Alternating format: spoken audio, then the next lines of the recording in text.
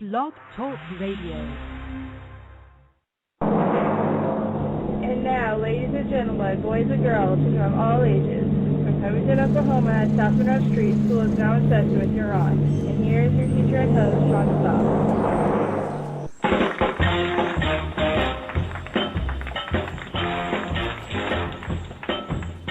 Here we are, born to be kings, we're the princes of the universe, and there can only be one McLeod.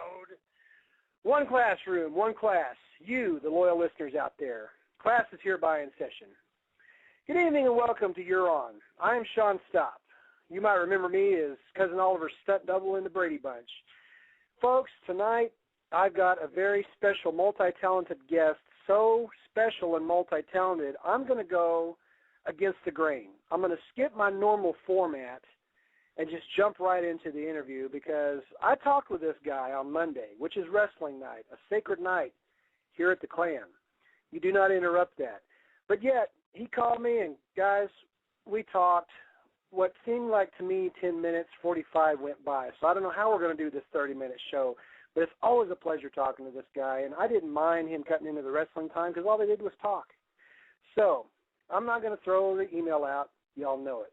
I'm not going to throw the website out. Y'all know it. Or the Facebook, any of that. However, there are some things I do need to stick true to the show, and that's the birthday shout-outs. So let me get those out of the way real quick, and then we'll just jump right into this with Mr. Jeremy Scott because the guy's got lots to say. I've got lots to hear and learn. For starters, on the last show, you heard me say I had two Trace birthdays. Now, notice Trace is 3 in Spanish. There was one on the mind, but I had 2 written down. This other one accidentally got skipped. On the 22nd, Sunday, was my son's Christian. It was his 13th birthday. Christian, my bad. I'm sorry. Love you, man. Happy belated birthday. Yesterday, Michael Stopp on the 24th celebrated his birthday. And today, this is unconfirmed, but I do believe, because I couldn't get a hold of him today, Ella Eubanks celebrates her 2nd birthday. And, of course, a very important one today. As we speak, as I am speaking now, he is listening. I know he is. My oldest son, Brett, celebrates his 20th birthday today. And then on the 28th, we have Susie McDaniels, which is on a Saturday. And, of course, Saturday night, she's going to party it up. And then on the last Monday of this month, the 30th, Brandon Eubanks will celebrate his birthday. Now, I will bring up a birthday shout-out in regards to my son in just a minute, but this is the birthday shout-out to the rest of y'all. Love y'all. You say it's your birthday. It's my birthday, too. Don't do that, okay? Hey, Jules. Okay, and then we got 2 shout-outs, 2 very important shout-outs. The first one goes out to Nick Conway and his speedy recovery. Brian, I hope you're listening. If you are, you tell Nick we hope for a speedy recovery on that. And on a side note, a long time ago on INTV, I was interviewed on the Late Morning Latte by Patty Hale. I've got a sneaky suspicion Patty's listening. So, Patty, love you. Nick, love you. Brian, love you. Here's your shout-out. Love you all. Absolutely, positively.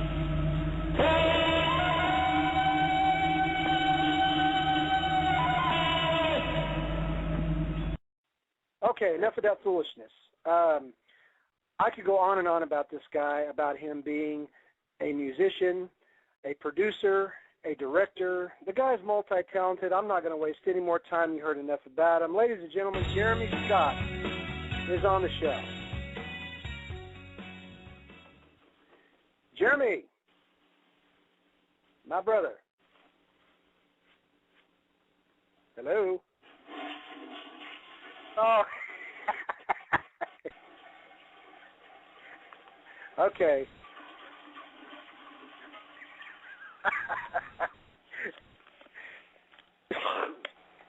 Jeremy. Yeah. You there? Yes, sir. Okay, good to hear. I knew you was going to catch me off guard there, brother. How you doing? Pretty good, man. Just chillaxing and stuff here in the Tequah. Awesome. Jeremy's chilling in the Quah. Listen, usually in my monologue, I start off talking about my Thunder, and right now I am nervous. I don't know what's going on with Denver right now, But the big headline, and this is something I don't really feel like I should waste my valuable time on, but it needs to be addressed. Mm-hmm. Ron Artest, I'm not going to call him Meta World Peace, got suspended for only 7 games. Mm-hmm. What's your thought on this, Jeremy? Well, first of all, I think the name Meta World Peace is about the stupidest thing that I think I've ever heard. And for a guy whose history in the sport has been marred by violent acts, especially what we saw a couple of nights ago, world peace is not very apropos, the guys, I was watching ESPN or something, I think it was today or yesterday, and they showed his complete career out, and they showed how many times he'd been suspended, and it was over 100.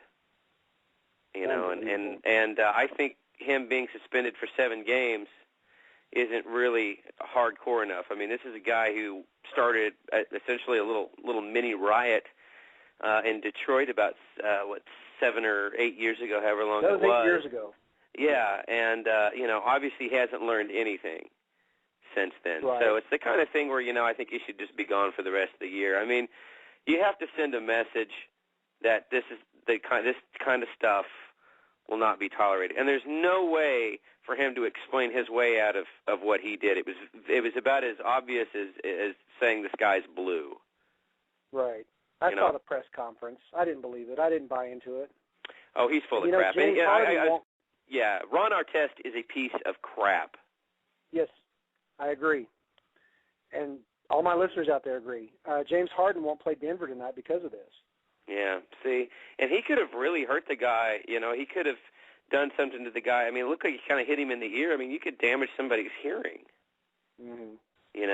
I mean, that's your body, man. That's all you've got is your health. Football is one thing, but basketball, come on. I mean, exactly. You and I both understand. You yourself was a former stuntman. I myself, a former professional wrestler. You can only go so far. Right. All those all you kids out there, don't damage your bodies. No, don't do that. This is a guy who's. This is coming from a guy who's drinking a beer, literally, right now. So. Awesome. Arizona sweet tea myself here. I'm really living it up. Let's jump into something very quickly here. Okay. INTV, and I got to tell you, I still have my INTV T-shirt that I wear proudly. Cool. And of course, being around in the Enid area.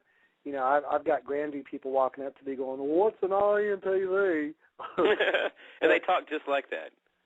Yeah, well, the Grandview people do. I know that, but that's another story. Yeah, that's what they do. No offense to Greg Bilby. He was an alumnus, and he's the best, absolute best. I'm not referring to him, so just throwing that out there. Love you, Greg. Retro Americana was one of the best shows on INTV. I mean, a lot of people would say the Latte was, but if you could explain a little bit more about Retro Americana, because that was a great show, absolutely great show. Yeah, well, thank you. That show ended up kind of being my baby, it was like my own child. It was a show, when the new owner bought INTV, there was this, kind of mandate of let's do everything better and let's really branch out and, blah, blah, blah. And me and my cohort at INTV, Drew Haley, we found a whole bunch of public domain stuff, a lot of commercials, old public service announcement kind of things. And the copyright had expired, so it was public domain, like I said. And so the idea was, well, this is really cool. Some of this stuff is great. How do we put this on TV? Because you can't just put something like that out there and just show it, and because people would be like going, well, what is happening?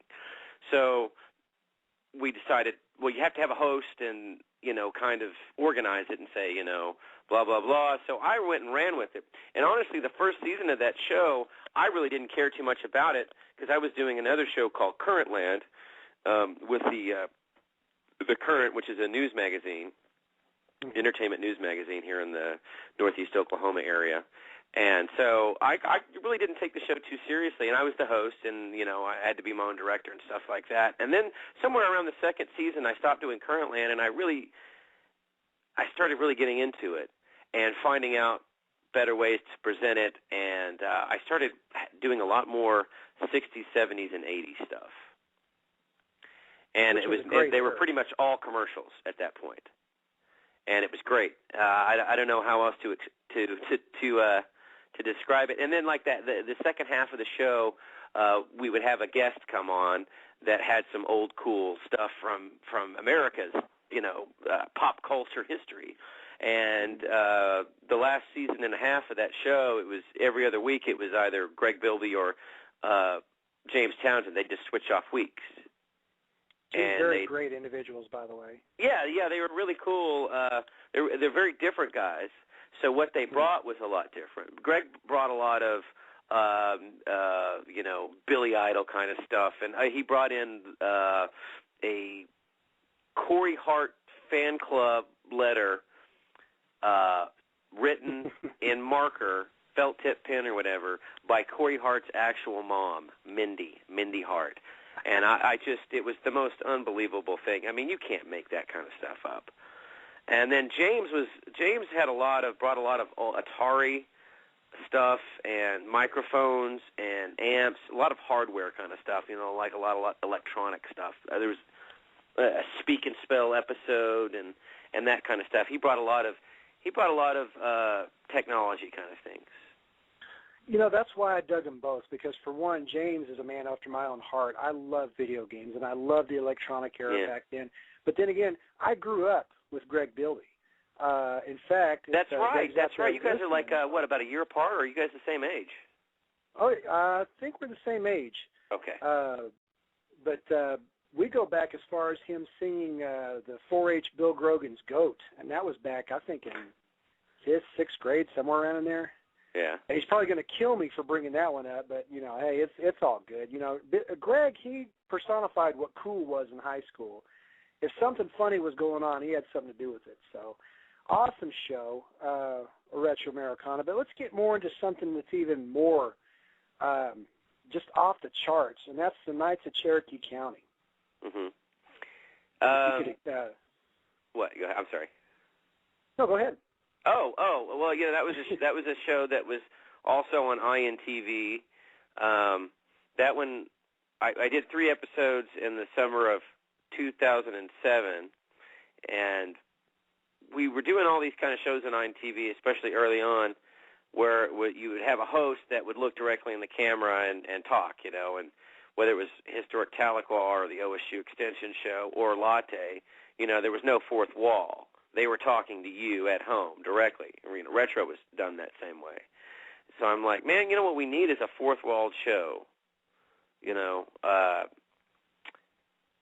change it up, and it should probably be a comedy because, drama is hard to do on our budget, Funny's easier, at least for me anyway, And I kind of thought, well, maybe I should be the lead actor or something. I know that sounds terribly egotistical. No. Hey, if you got faith in yourself, then I guess do it. And so I had all these props and stuff that I had accumulated over the years from being in theater in UCO and doing a few little small independent movies and sketches stuff when I was living in Austin, Texas. And so I had this mustache and this little chin beard kind of goatee thing, and I had a big cowboy hat and these big Ray-Ban glasses, and I was like, well, I just started putting all that stuff on, and I was putting it all in front of the mirror, just kind of taking it as I go, and I as soon as I put that cowboy hat on, I had all the other stuff on, and I looked at myself in the mirror and went, dang,